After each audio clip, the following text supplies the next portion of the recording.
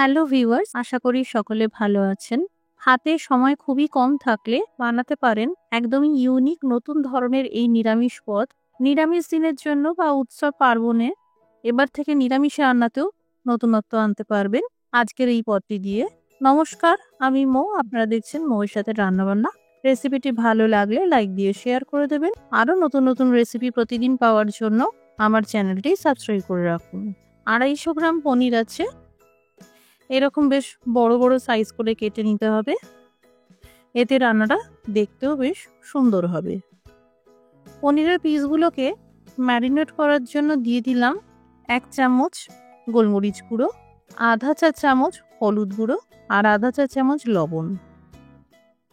পনিরের পিসগুলোকে ভালো করে এইভাবে মাখিয়ে নিলাম।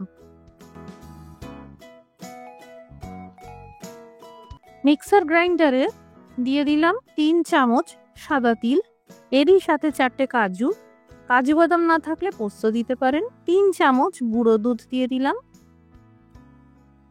2টো গোটা কাঁচা লঙ্কা এইভাবে ভেঙে দিয়ে আধখানা করে দিয়ে দিলাম। সামান্য জল দিয়ে বেটে নিতে হবে। ঠিক এই রকম একটা স্মুথ পেস্ট তৈরি করে নিতে হবে।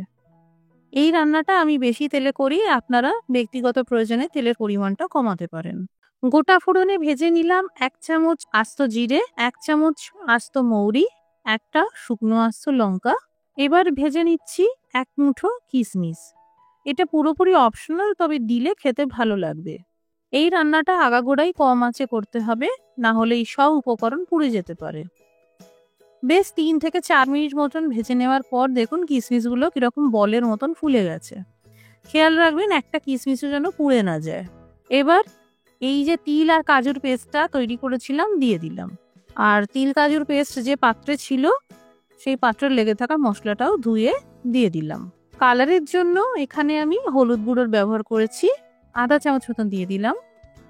আরও 2-3 মিনিট ভেজে নিতে হবে। এবার এই সময় গ্যাসের আঁচটা লো টু মিডিয়ামে রাখতে হবে।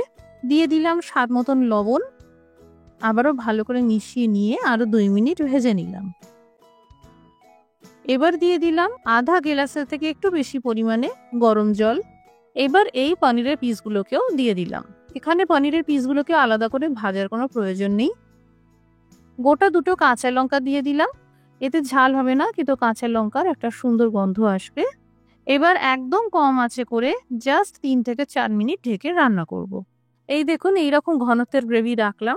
এবার সব শেষে দিয়ে দিলাম আধা চা চামচ মতন ভাজা জিরের গুঁড়ো, আধা চা চামচ গরম মশলার গুঁড়ো, 1 চা চামচ চিনি। এই সব উপকরণ দেওয়ার পর ভালো করে মিশিয়ে নিতে হবে আর আঁচটা বন্ধ করে দিতে হবে। 1 চামচ গাওয়া ঘি দিয়ে দিলাম। যেহেতু সম্পূর্ণ নিরামিষ সাত্বিক রান্না, তাই ঘি দিলে খেতে ভালো লাগবে। তৈরি হয়ে গেল পেঁয়াজ রসুনের ব্যবহার না করে সম্পূর্ণ নিরামিষ পনিরের মাখা মশলা। একদম নতুন ধরনের একটি রেসিপি। পোলাওয়ের সাথে পরিবেশন করবেন, খুব সুন্দর টেস্টি হয় খেতে। আপনারা এই পদটি নিরামিষ ভোগের জন্যও বানাতে পারবেন। বাড়িতে বানালে কমেন্ট করে জানাতে পারেন কেমন তৈরি হলো। রেসিপিটি দেখার জন্য অসংখ্য ধন্যবাদ। সবাই ভালো থাকুন, সুস্থ থাকুন।